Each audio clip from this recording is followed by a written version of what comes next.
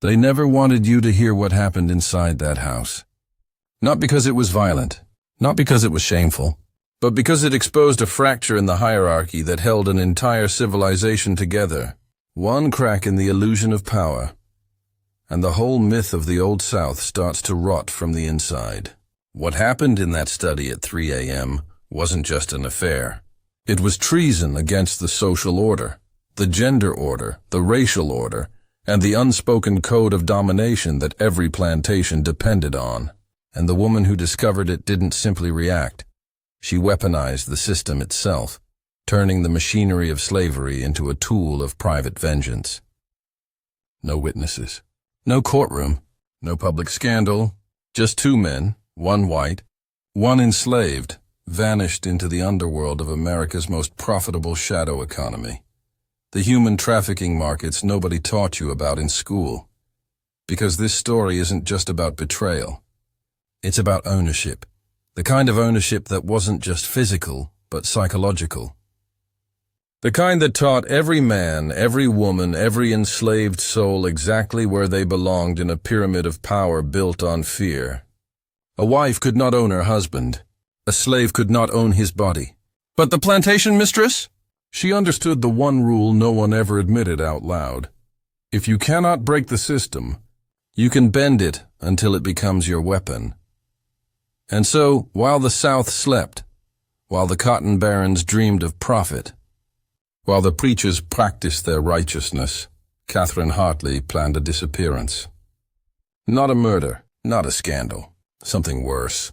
A punishment designed to erase identity, sever loyalty, and crush the soul without spilling blood. The kind of cruelty only possible in a world where one human being could be legally turned into paperwork, currency, inventory. People like to believe the past was primitive, that corruption was crude, brutality was obvious, and evil wore a mask you could spot from across the room. But the truth is this: the most dangerous power is the kind that hides behind respectability, manners, and God-fearing smiles. The kind that destroys lives in silence and leaves no blood on the floor. And tonight, you're going to see exactly how that power worked, and why the story was buried for 73 years. The morning after the discovery, the world on Hartley Plantation looked exactly the same, which is how you know something irreversible had already begun. Real power never announces itself. It moves beneath the surface, quiet as a knife being sharpened behind a closed door. Catherine Hartley understood this instinctively. She did not scream. She did not confront. She did not weep.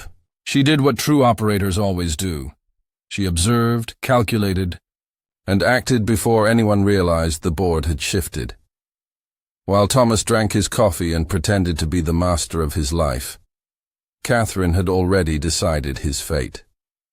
Not his death, his dismantling, because death is quick, but losing everything while still breathing, that is a different kind of execution, the kind only someone who knows you intimately can design. And Catherine knew exactly where to strike. Not his body, not his reputation, but his ownership. The one thing a southern planter could not live without, and Jacob, the enslaved man Thomas thought he possessed, would be the instrument. Not out of mercy, not out of justice, but because in a world built on domination, removal is the ultimate punishment. Take a man's lover and you wound him. Take his property and you humiliate him. Take them both in a single move, and you control his silence forever. Nothing about that day looked unusual. Breakfast served, accounts reviewed, servants given orders. But beneath that calm surface, every step Catherine took was a precise incision into the machinery of the plantation. She sent for Jacob with a simple request. She summoned the overseer without explanation. She forged her husband's handwriting the way another woman might sew a hem. And by the time the wagon rolled off the property, carrying Jacob toward a new kind of hell, the first half of her revenge was already complete, and Thomas still didn't know he'd already lost. That is the part people forget. In a system built on absolute control, the greatest danger isn't rebellion from below. It's cold strategy from within.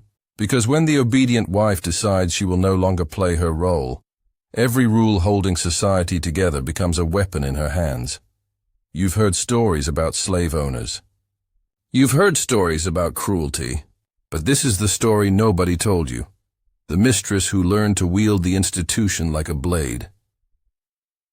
By the time the wagon carrying Jacob disappeared beyond the tree line, the world had already shifted, not in thunder, but in silence. That's how real transformations happen in systems of control. Not with revolutions, but with paperwork, signatures, and the quiet rewriting of reality.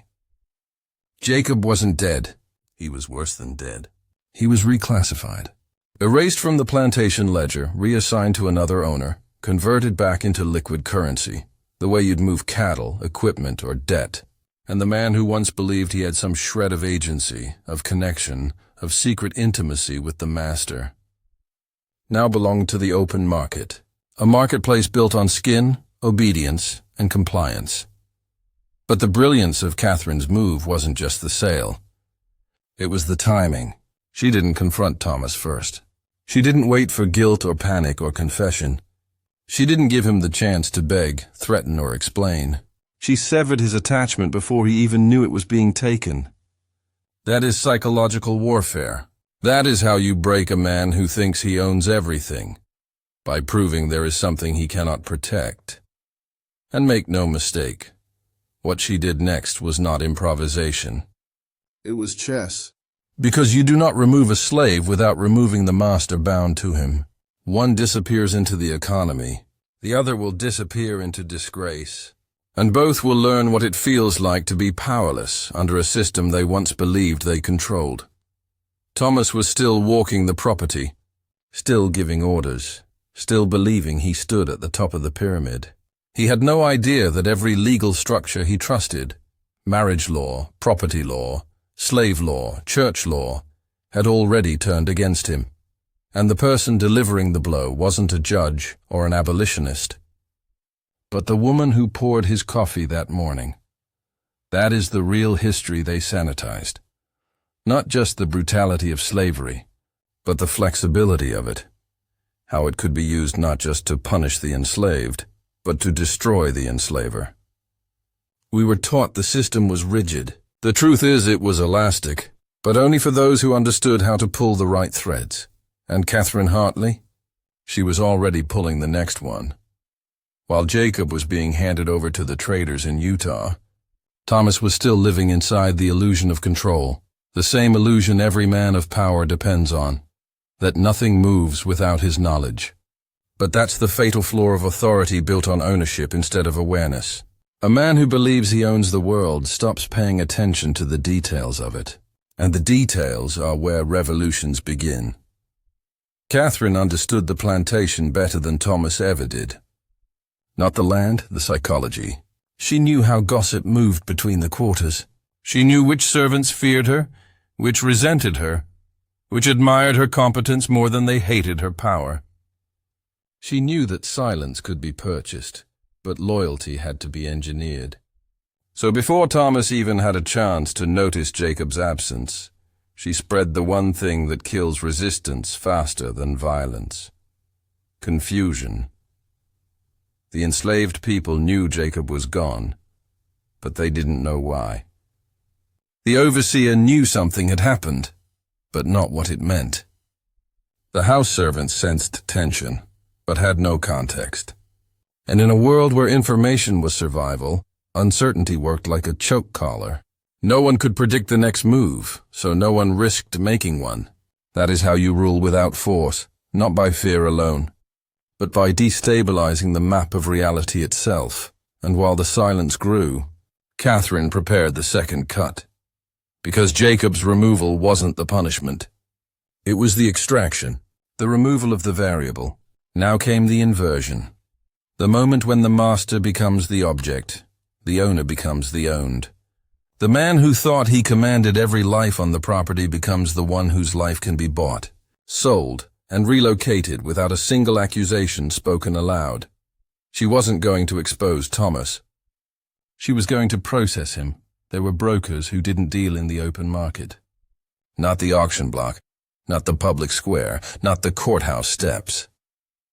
There were networks built for the quiet disposal of men like Thomas, men who had outlived their usefulness, endangered their reputation, or become inconvenient to the people who needed them gone. And in 1851, there was only one kind of man more dangerous to the Southern order than an abolitionist. White man who had crossed the invisible lines of race and masculinity. Catherine was about to turn him into merchandise.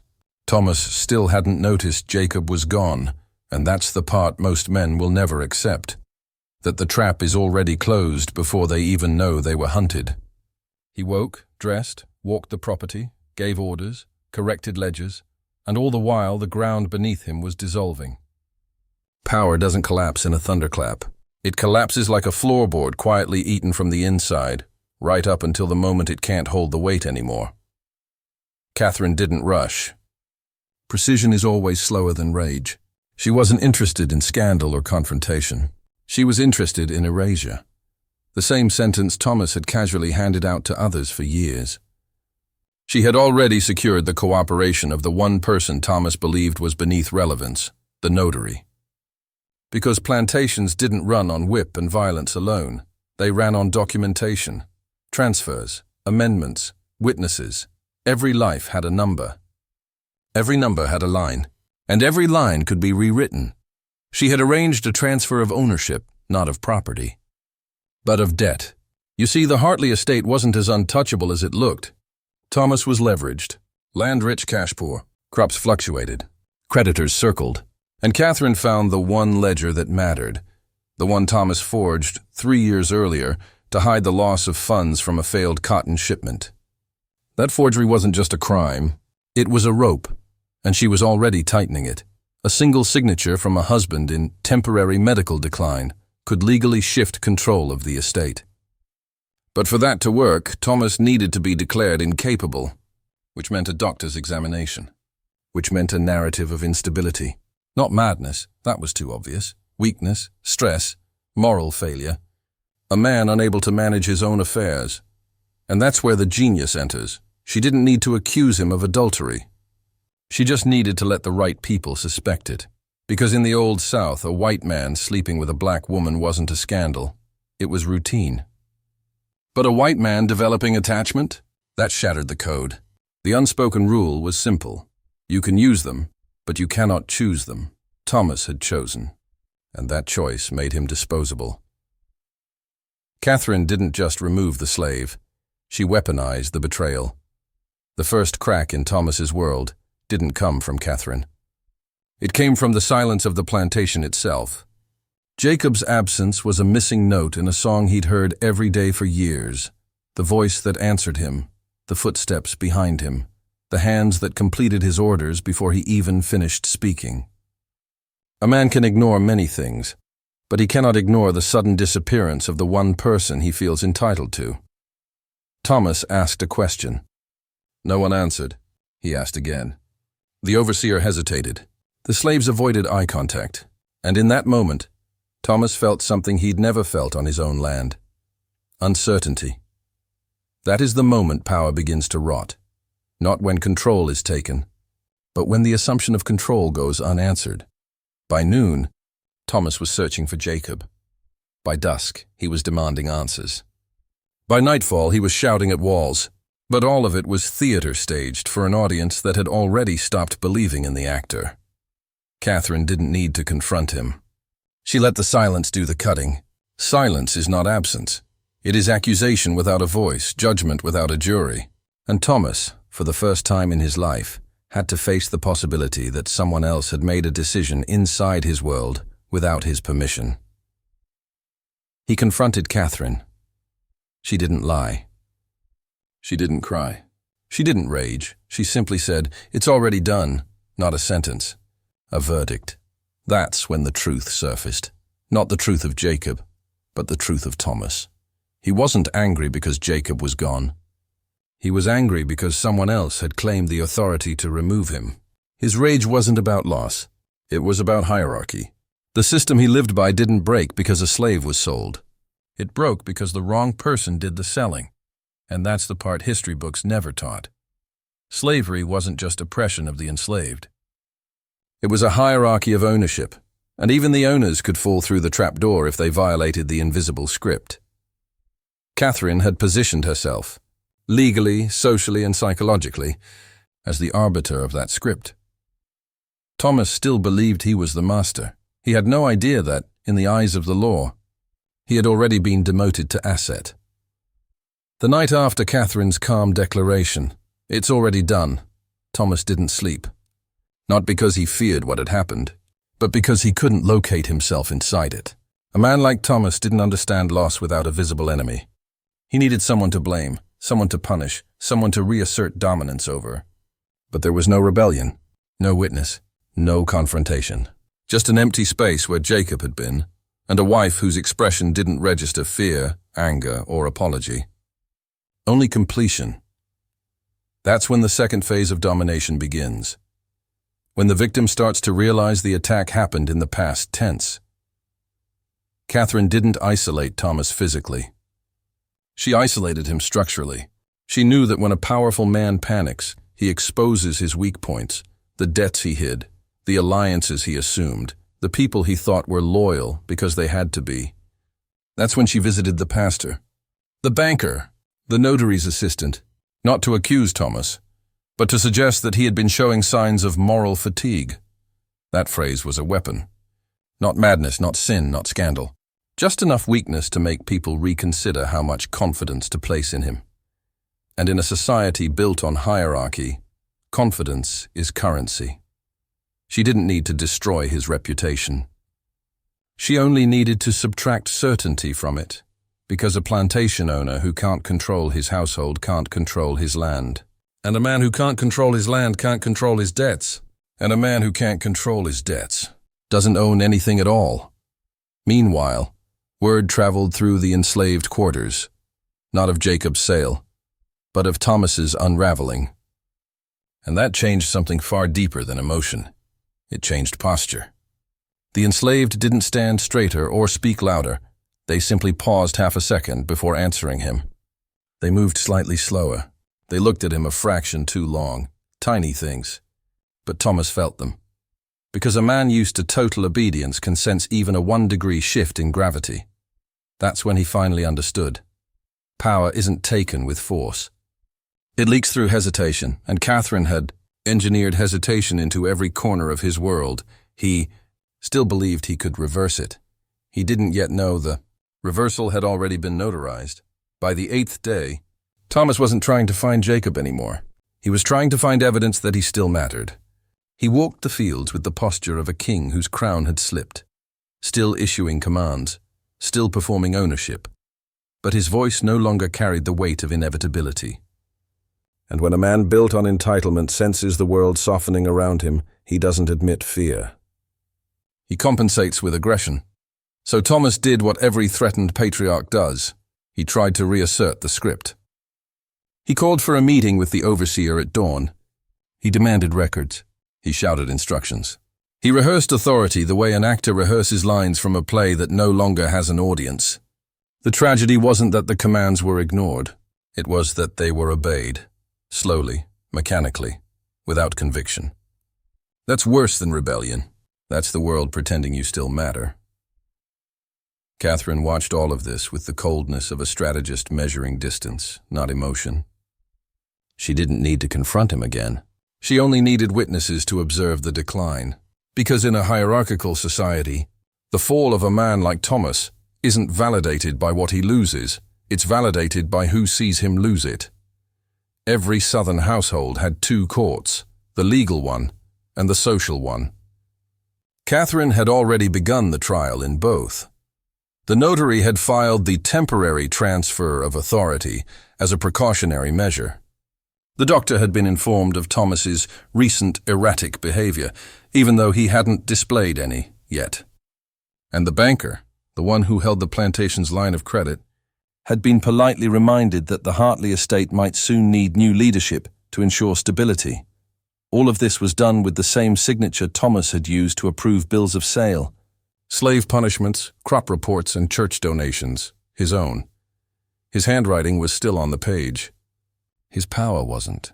That's the part no one teaches. The most lethal way to destroy a man of dominance is not to remove his authority, but to let him keep the rituals of power after the power is gone. Thomas still opened doors, still gave orders, still walked the land. But now, every action he took was evidence against him. He wasn't the master anymore. He was the last person to realize it. There comes a moment in every downfall when the fallen man still believes he's climbing. For Thomas, that moment happened in the parlor when he tried to summon the authority of his own name, and the room didn't respond. He asked Catherine for the Plantation ledger. She didn't refuse. She simply handed him the new one, the one he had never seen, the one already notarized, stamped, and filed. Thomas stared at the pages, but it wasn't the numbers that broke him. It was the order of signatures. His was no longer first. His name appeared third, beneath Catherine's, beneath the trustees, beneath the legal seal that classified him as temporarily unfit for estate management. It wasn't a confrontation, it was a quiet deletion of status, and that is more violent than any beating. Thomas shook, not with rage, but with the realization that the world had already adapted to his absence. The machinery of the estate was still running, the servants still working, the crops still being managed, the paperwork still being processed, not around him, but without him. That is when the predator becomes the ghost. The ledger wasn't the trap. The trap was the timeline. Catherine hadn't just taken control. She had done it weeks ago, and only now was Thomas being notified.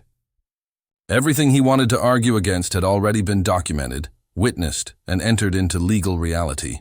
A man can fight an enemy. He cannot fight what has already been recorded. When he demanded answers, Catherine didn't raise her voice. She simply said, "Thomas, I didn't do anything you weren't already doing. I just learned from you." That is the line that gutted him, because it was true. The system that enabled him to own others could just as easily be used to own him. There was no rebellion. No uprising, no scandal, just bureaucracy, the quiet guillotine of the powerful. And the final cut was this. The people he thought depended on him didn't. The law he thought protected him didn't. The wife he thought belonged to him didn't. The only chains he ever feared were the ones he could see. He was about to learn the most terrifying kind are made of ink. By the 10th day, Thomas had stopped pretending nothing was wrong. He wasn't strategizing anymore. He was reacting, the way all men do when the world they believed was permanent starts dissolving in their hands. He demanded meetings. He issued threats. He even tried to pull rank with the very officials who had already signed the documents against him. But that's the curse of late discovery. Once the paperwork has moved, the man it condemns becomes a spectator to his own fate. The first person to stop recognizing his authority wasn't a slave.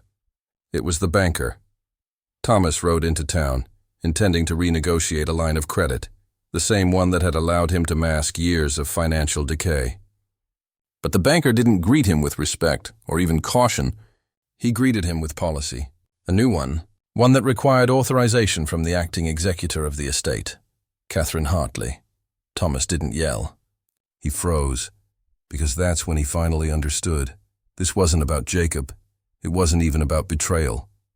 This was about succession. He was being replaced, not publicly, not violently, not shamefully, administratively. And that is the most humiliating way to lose power, not in flames, but in forms. He returned home not as master, but as a man trying to re-enter a kingdom that no longer recognized him. The enslaved did not step aside as quickly. The overseer waited a half-second too long before tipping his hat. Even the dogs didn't run to him first. Hierarchy had shifted. Not by rebellion, by recalibration. That night, Thomas did what every man does, right before the fall becomes irreversible. He tried to confess. He went to Catherine's room, not to beg, not to rage, but to explain himself, as if logic or context or guilt could rewind signed documents. But Catherine wasn't waiting for an apology. She was waiting for a signature, a final one, a clean, Legal, irreversible declaration.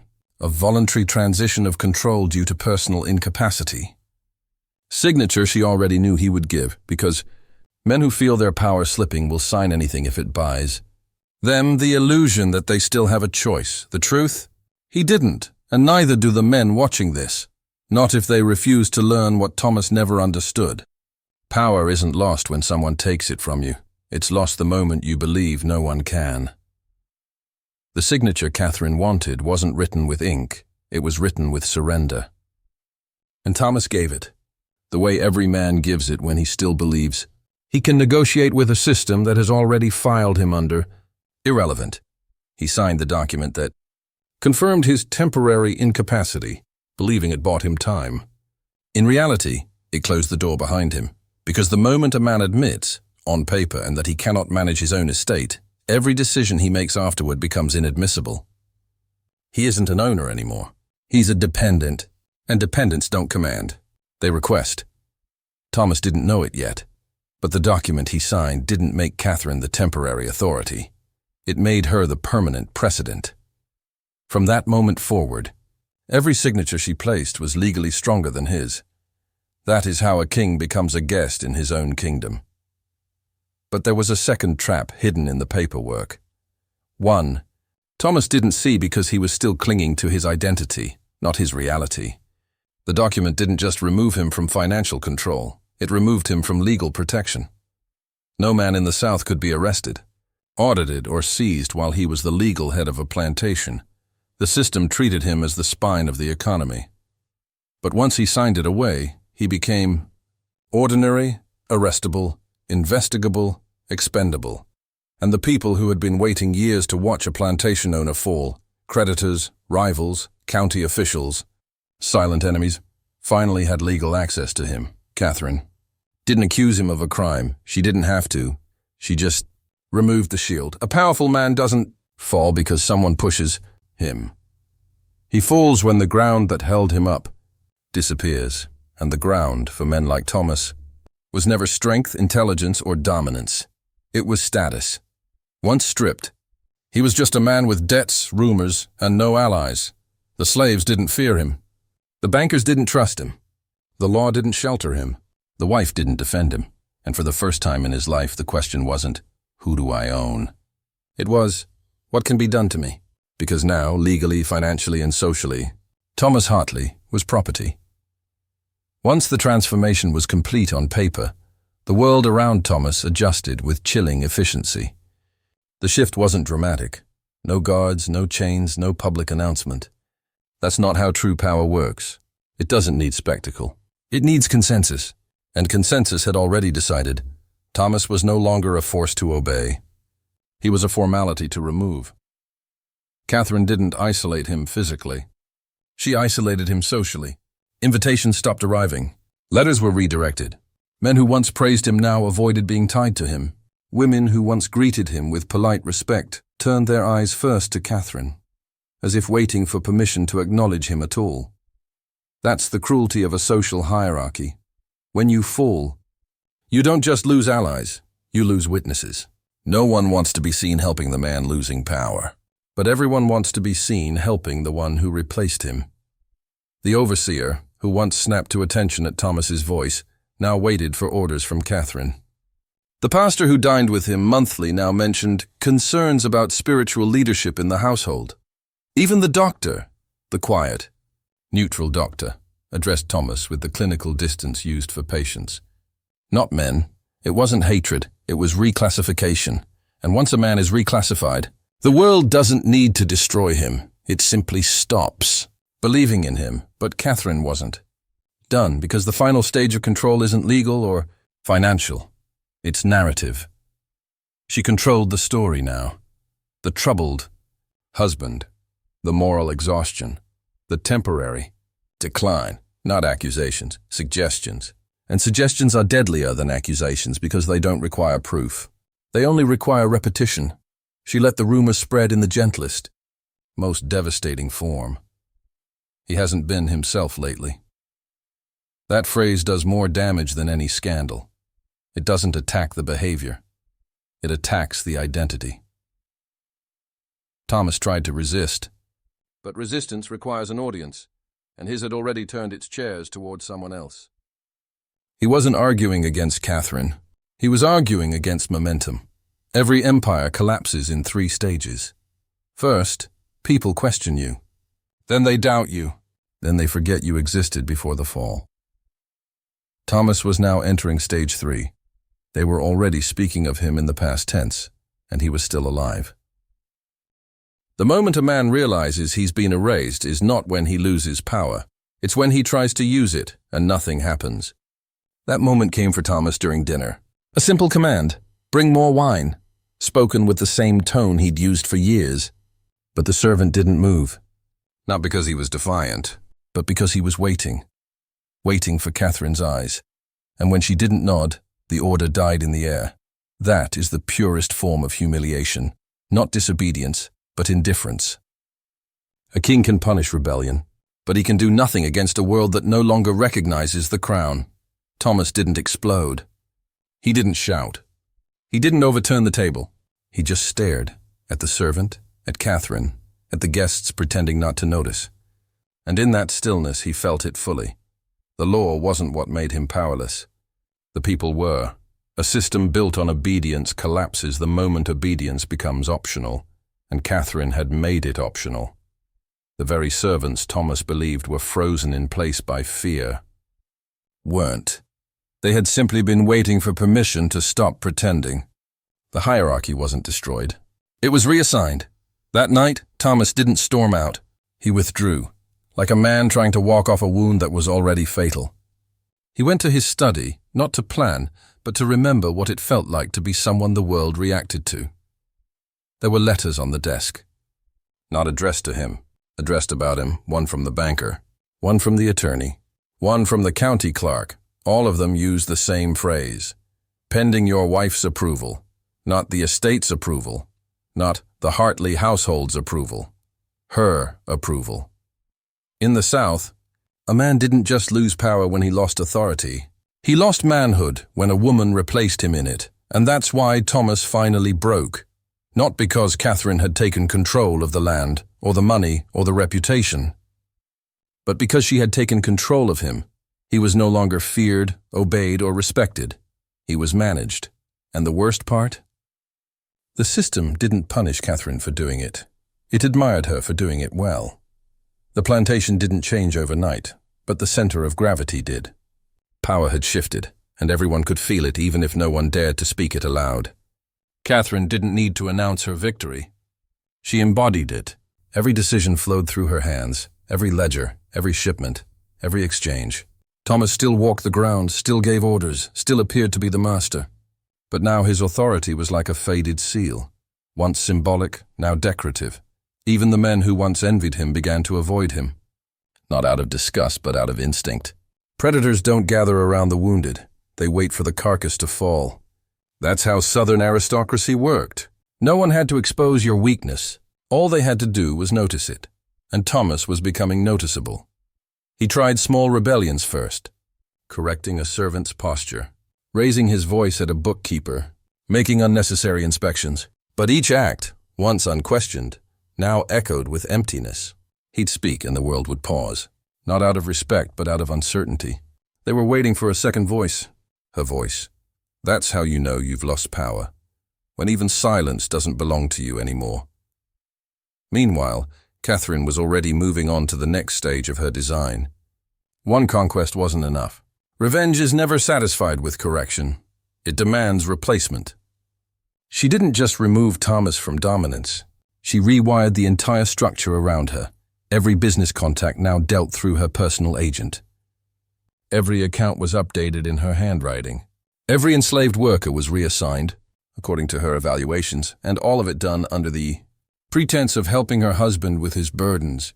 She wasn't seen as a usurper. She was seen as efficient. That's the final level of control. Not just doing the unthinkable, but making it look responsible.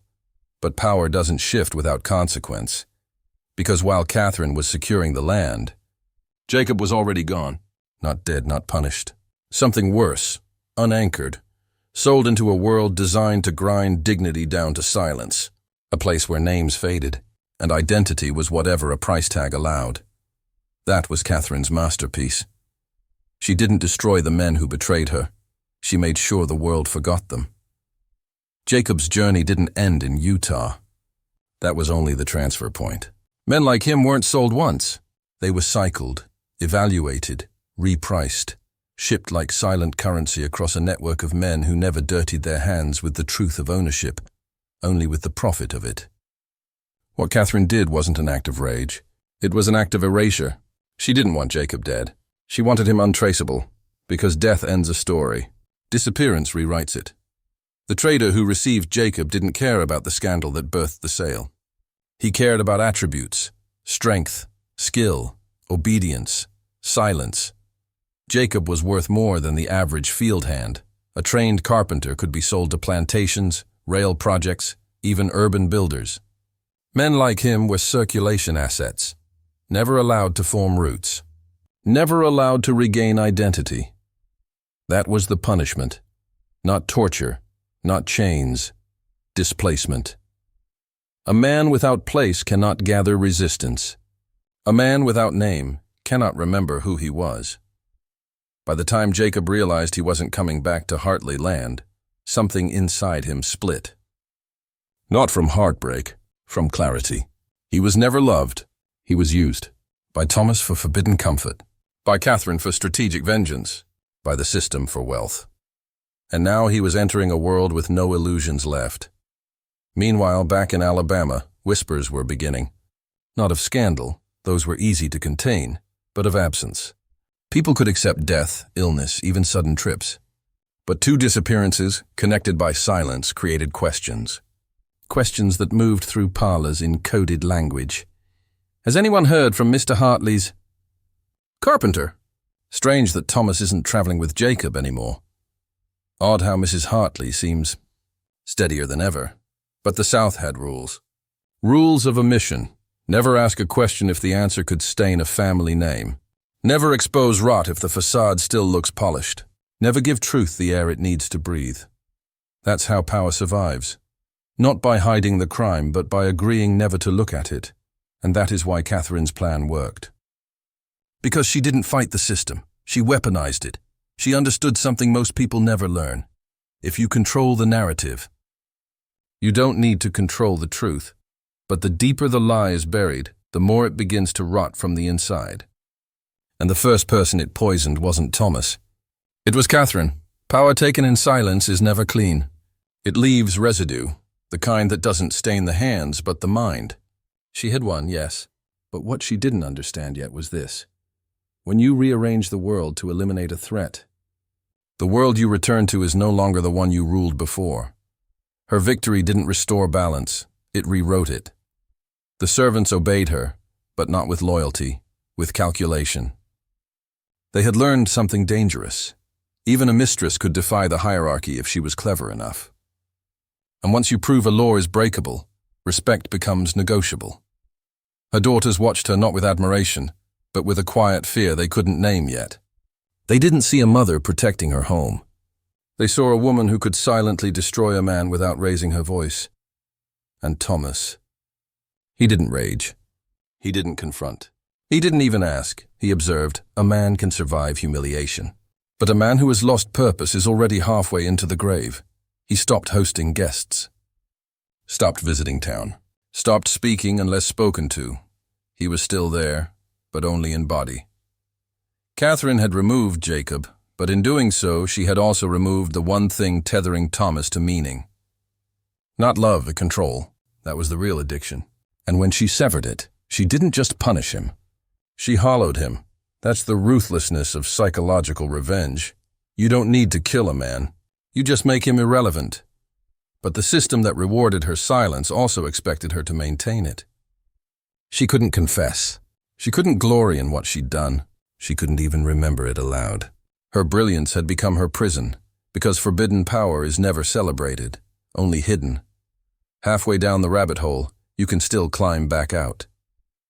But she was past that point now, and this is where you come in. If you're still here, if you're watching this descent and feeling it, prove you're not just a spectator. Comment. The mask cracks when truth is silent. Type it twice. Not for the algorithm, for identity. The first crack in Catherine's carefully engineered silence didn't come from a servant, a rumor, or even Thomas. It came from the ledger. Plantations kept two histories, the spoken one, polished, rehearsed, respectable, and the written one, cold, exact, impossible to bury. And in that ledger, Jacob's name was not marked dead, sold, or escaped. It was marked with a single word, removed, no price, no destination, just erased like a column error. But erasure is louder than entry, because an absence without explanation becomes a question, and a question without an answer becomes a trail. That trail led to someone Catherine had overlooked, not a rival, not a gossip, not even a man, a girl, her eldest daughter Anne. Anne had inherited Thomas's quietness, but not his blindness. She had noticed the shift in her mother's tone, the way the house slowed as if holding its breath, the way Jacob's tools were gathered but not redistributed, as if someone expected his return, but knew he never would. And Anne, unlike her mother, did not yet understand the rules of silence. She only understood pattern. Children always do. They see what adults refuse to name. One evening, she asked the question no one else dared speak aloud. "Mother, did Jacob do something wrong, or did someone do something wrong to him?" It was the first time in months Catherine felt her pulse spike, not from fear of exposure, but from fear of reflection. Her daughter was not asking about Jacob. She was asking about her, because power without witness feels like justice. But power witnessed becomes judgment. That moment revealed the true cost of what Catherine had done. She didn't just rewrite Jacob's future.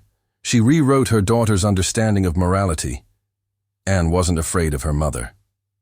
She was studying her, and from that day on, a new observer entered the story. One with youth, intelligence, and no allegiance to the rules that protected Catherine. Because every empire built on silence births one heir who refuses to inherit it. That heir is rarely ready, but they are always watching. Anne didn't confront her mother again. She didn't need to. Children who grow up in homes where truth is forbidden learn a different language: observation. And observation, unlike suspicion, does not fade. It accumulates. She noticed the way Catherine's expression tightened when Jacob's name was almost spoken. She noticed how her father avoided the workshop, as if it were now a crime scene only he could see. She noticed the ledger being locked away instead of left open on the desk. Secrets don't stay buried because they are hidden well. They stay buried because the next generation is not yet old enough to dig. But Anne was aging into clarity. She began asking other questions, not to her mother, but to the staff. Innocent questions, disguised curiosity, the kind that slipped under the defenses of adults too used to underestimating her. Who taught Jacob to carve wood like that? Did he ever talk about leaving? Why was he never given a family cabin like the others? Every answer revealed another fracture, not in the story, but in the structure that held it together. The more she learned, the less she feared what might be true, and the more she feared what already was. Because in the world she lived in, a woman could be punished for truth, but never for imitation. And Anne was beginning to imitate her mother in the most dangerous way, not in manner. Not in voice, but in intellect. She was learning how power works, not from books, not from sermons, but from watching a woman who had mastered the art of controlled destruction. And once a daughter realizes that silence is a weapon, she will eventually decide whether to wield it or break it. But Catherine, for all her foresight, had not prepared for this. She thought she had ended a threat. She had unknowingly replanted it in someone younger, sharper, and unburdened by guilt. Because guilt attaches to those who act. Curiosity attaches to those who witness, and curiosity is far more explosive. Anne didn't want revenge. Not yet. She wanted answers. And answers, unlike people, don't stay disappeared forever. The first time Anne realized the truth wasn't just missing, it was protected, was the day she asked the overseer why Jacob's tools hadn't been reassigned. Tools, in that world, were never sentimental. Ownership passed like breath. A man vanished. His hammer didn't wait for him. But Jacobs did. The overseer hesitated, not because he feared Anne, but because he feared naming the wrong version of reality. That was when she understood. The silence wasn't accidental. It was enforced. That's when Anne began writing, not poetry. Not diary pages filled with feeling. She wrote records, dates, changes in staff behavior, locked drawers, rooms cleaned but never entered, conversations cut short. She was building a map of absence, something most adults never bothered to trace, because adults forget this. A missing person leaves more behind than a body. They leave patterns, and patterns are louder than confessions. Meanwhile, Catherine, who once believed she had outmaneuvered every threat, began to sense a shift. Not in the house, but in her daughter's gaze. Anne didn't look at her with fear, or anger, or admiration. She looked at her like a question. That was the moment Catherine realized she hadn't buried the past. She had passed it on. And unlike Jacob, her daughter was not someone she could sell, silence, or remove, because blood ties don't guarantee loyalty. They guarantee proximity, and proximity is what undoes every secret eventually. The tragedy was not that Anne suspected Jacob was wronged. The tragedy was that she no longer believed her mother was right. That is the inheritance of concealed cruelty. Children don't grow up to repeat the crime. They grow up to judge it, and judgment is more dangerous than rebellion, because rebellion can be punished. Judgment waits, watches, collects, and when the time comes, it doesn't explode. It exposes. Anne wasn't planning a confrontation. Not yet. She was doing what no adult on that plantation ever had the courage to do. She was building a record no one could erase, a record not of what happened, but of what could no longer be denied. Anne's notes began as quiet observations, but over time they evolved into something else, not a journal, not a confession, but a counterledger. A mirror to the one her mother kept locked away. One recorded transactions of bodies. The other recorded the cost of silence. She didn't write emotionally. She wrote precisely. Jacob's cabin remains empty. No replacement. Assigned. Father avoids the east wing. Workshop. Decline in temperament noted. Mother. Checks the ledger weekly, but never opens it in front of others. There is a difference between suspicion and documentation. Suspicion asks, what happened? Documentation answers, here is proof that something did. And Anne was beginning to understand something most adults never dared consider. Secret is only powerful until it is archived, because writing doesn't free the truth. It preserves it. She didn't know yet what to do with the truth she was assembling. She only knew that what her mother destroyed with strategy, she could one day resurrect with evidence. Meanwhile, the plantation aged like a living witness. Jacob's absence wasn't loud and it was persistent. The workshop smelled of cedar and dust. His bench still held a fine layer of sawdust, as if his hands had just left it. The house did not forget him, and neither did Thomas. His silence wasn't submission anymore. It was decay. The man who once enforced order with dull authority now carried the look of someone hollowed out by unfinished memory. A man who doesn't know how to grieve a loss he's not allowed to name is already halfway gone. Catherine saw it. And for the first time, the victory she once savored tasted like regret she didn't understand how to process. She had removed Jacob to save her marriage, her title, her dignity. Yet all she had preserved was emptiness, because control is not restoration, and erasing a wound does not heal it. It only leaves it unacknowledged. Anne, watching all of this, learned a truth no one meant to teach her. When adults bury consequences, children inherit them, and unlike land, status, or wealth, truth is the one inheritance that cannot be divided. She didn't yet know how she'd use what she was gathering. But she knew one thing. Secrets don't stay buried. They wait to be claimed.